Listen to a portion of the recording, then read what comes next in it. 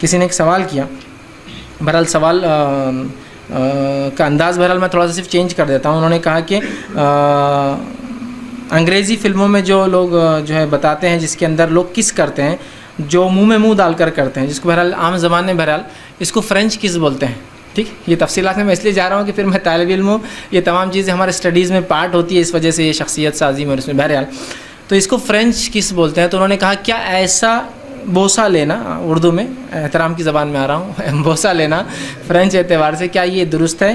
تو دیکھیے شریعتاً اس میں کوئی ممانعت نہیں ہے، سوائے روزے کی حالت میں آپ یہ نہیں کر سکتے، اس لیے کہ روزہ ضائع ہو جائے گا. پھر بس اتنا ہی اس کا ہے. سمجھ رہے آپ کہ منہ میں منہ ڈال کر جو بوسہ لیتے ہیں کس جس کو کہتے ہیں فرینچ کی عام زبان میں، تو ایسا کرنا شریعتاً حرام نہیں ہے، بلکہ یہ تو محبت کے تقاضوں میں ہے. آپ صلی اللہ علیہ وسلم کی روایت آتی ہے کہ میں عائشہ فرماتی، بہرحال وہ روایت حیض سے بھی متعلق آپ فرماتی ہے، میں حیض کی حالت میں ہوتی اور ایک گلاس سے پانی پیتی، جس جگہ سے میں پانی پیتی رسول اللہ کو جب وہ گلاس دیتی تو آپ وہیں سے پانی پیتے. پھر وہ فرماتی میں حیض کی حالت میں ہوتی اور جس بوٹی کے جس ہڈی کے جس حصے پہ سے گوشت کھاتی اسی حصے سے وہیں سے آپ سے کھاتے. حیض کی حالت میں ہوتی، مطلب حیض میں عورت ناپاک نہیں ہوتی، یہ بتانا بھی بہرحال ایک چیز یہ بھی آ گئی. دوسرا ظاہر سی بات ہے جہاں سے عورت پانی پئیں گی تو لعاب لگ جائیں گے نا.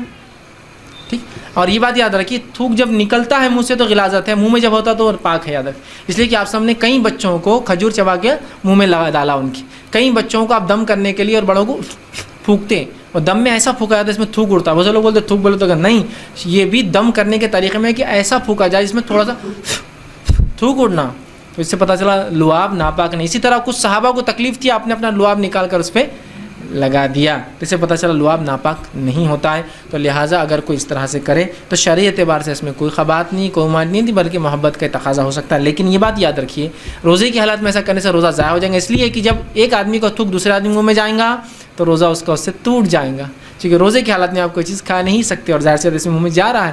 تو لہٰذا روزے کی حالت میں اگر کوئی آدمی اپنی بیوی کو بوسہ لیتا ہے تو وہ اوپر سے لے سکتا ہے، لیکن جو اس طرح سے وہ نہیں کر سکتا. یاد رکھیے تو شرعی اعتبار سے اس میں کوئی خبات نہیں ہے. میں نہیں جانتا ہوں کہ اردو میں اس کو کیا نام بولتے ہیں، ورنہ لوگ مجھ پہ الزام لگا دیں گے بھائی فرانس کا نام لا لیے تم نے اور پہلے فلاں ہے. تو بہرحال شرعی اعتبار سے مجھے نہیں معلوم، چونکہ فرانس کی بہت ساری چیزیں دنیا میں مشہور ہے، اس کی داڑھی مشہور ہے، اس کا کس مشہور ہے، اس کا فلاں، اس لیے میں نے وہ نام لیا.